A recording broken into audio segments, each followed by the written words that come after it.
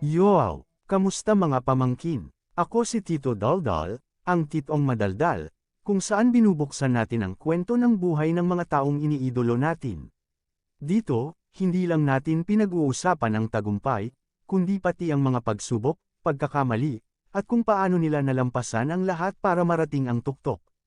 Kaya kung hilig mong makinig sa mga kwento ng inspirasyon, mula artista, atleta, henyo, hanggang sa mga kontrobersyal na personalidad, make sure to like, subscribe, at i-click ang notification bell para lagi kang updated. Ngayong episode, isa na namang makabuluhang alaala ang bubuksan natin.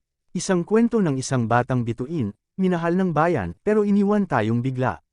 Kilalanin natin muli ang batang reyna ng telebisyon, ang mahinhin pero makapangyarihan, ang hindi kailanman nalilimutan, Julie Vega.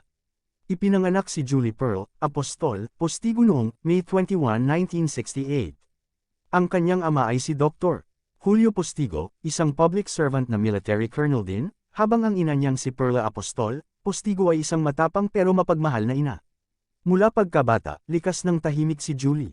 Hindi siya yung tipong maingay sa classroom pero kapag kumanta na siya o ngumiti, napapalingon ang lahat.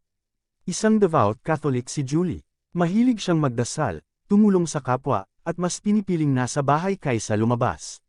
Kung tutusin, very sheltered siya, ayaw sana ng magulang niyang mag-showbiz siya. Gusto nila, mag-aral siya ng mabuti at maging doktor o abogado. Pero, fate had other plans. Unang lumabas si Julie sa TV at pelikula noong early 80s. Bata pa lang siya, ipinareha na agad sa mga sikat, sina Albert Martinez, Gilbert Gamboa, at Aga Mulak. Sa pelikulang mga Mata ni Angelita, 1978, naging scene stealer siya kahit hindi pa siya bida. Pero ang talagang naging pasabog, Annalisa, isang seryeng ginawa lang sana para tapatan si Flor de Luna, pero siya ang naging pambansang anak ng buong Pilipinas. Tuwing gabi, hinihinto ng mga tao ang ginagawa nila para lang mapanood si Julie. At ang nakakatuwa pa rito, kahit sobrang sikat na siya, nag-aaral pa rin siya sa St. Joseph's College, at consistent honor student pa. Kaya't maraming magulang ang tuwang-tuwa sa kanya, isang huwaran sa kabataan. Bukod sa acting, pinasok din ni Julie ang musika. Nakapaglabas siya ng album, may mga kantang, Somewhere in My Past, First Love Never Dies, at Don't Say Goodbye. Ang boses niya, sweet, malambing, emosyonal.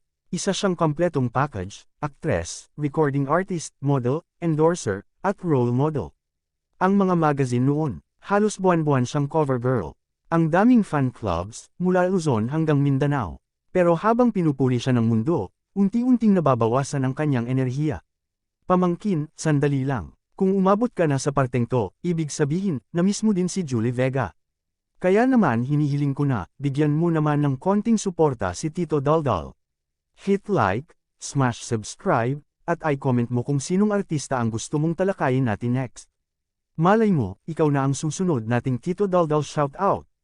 Ituloy natin ang kwento ni Julie Vega, noong 1985, naramdaman ni Julie ang panghihina ng katawan. Lagnat, ubo, pananakit ng ulo, akala ng lahat, simpleng trangkaso lang. Pero hindi siya gumagaling, pamayat siya, napansin ng mga co-stars na hindi na siya ganun ka-energetic sa set. Sa huling mga linggo ng kanyang buhay, madalas na siyang absent sa taping. Na-confine siya sa Quezon Institute, at pagkatapos ay inilipat sa Fidel Mundo Medical Center. Ang mga doktor, nalito, may mga nagsabi ng asthmatic bronchitis, may nagsabi ng pneumonia, pero kalaunan, lumabas ang posibilidad ng demyelinating disease, isang rare at progresibong sakit sa utak at central nervous system. Ang mga magulang niya, todo protect. Ayaw nilang ma-exploit ang pagkakasakit ng anak nila. Sa kabila ng matinding media interest, tinangkang ilihim ang tunay na kondisyon ni Julie. Ika-6 ng Mayo taong 1985, sa murang edad na 16, pumanaw si Julie Vega. Hindi man siya nakaabot sa kanyang ika-17 na kaarawan, ang naiwan niyang alaala ay panghabang buhay. Libo-libong tao ang dumagsa sa burol. Ang buong Quezon City Hall ay tila naging isang dambuhalang lamay. Mula showbiz, personalities gaya nina Nora Honor, Vilma Santos, Aga Mulak, at mga katrabaho niya sa Annalisa, lahat ay dumalaw. Ang ABS-CBN at GMA noon ay kapwa nagbigay ng tribute. May mga kwento pa nga, dito, na nakaramdam daw ang mga tao ng kakaibang presensya sa kanyang kwarto bago siya namatay. Ang ilan, may sightings daw ng batang babae sa ospital. Ang iba, naririnig pa rin ang boses niya sa lumang studio ng Annalisa. Totoo man o hindi, iisa lang ang sigurado, malalim ang marka ni Julie sa puso ng bayan. Ilang taon matapos ang kanyang pagkamatay, binuo ang pelikulang The Life Story of Julie Vega, na pinagbidahan ni Angelica de la Cruz. At kahit ilang ulit nang ni-revive ang Annalisa, hindi pa rin napantayan ang orihinal. Hanggang ngayon, maraming batang aktres ang nagsasabing si Julie ang inspirasyon nila.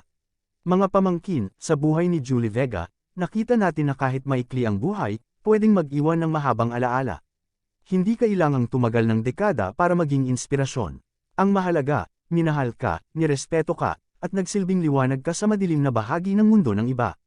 Isang batang anghel, isang tunay na bituin, Julie Vega, hindi ka namin nakakalimutan. Kung natouch ka sa kwento ni Julie, huwag kalimutang i-like ang video na ito, mag-comment ng "We miss you, Julie", at i-share sa mga kaibigan mong fan din niya noon. At syempre, kung gusto mong mapasama sa next Tito Daldal shoutout, comment mo kung sinong personalidad ang gusto mong talakayin natin next. Sa buhay, hindi mahalaga kung gaano ito kahaba, ang mahalaga, kung paano ka naging liwanag sa iba. Ako si Tito Daldal, nagsasabing, kahit maikli ang buhay mo, pwedeng maging panghabang buhay ang alaala mo. Daldal pa more.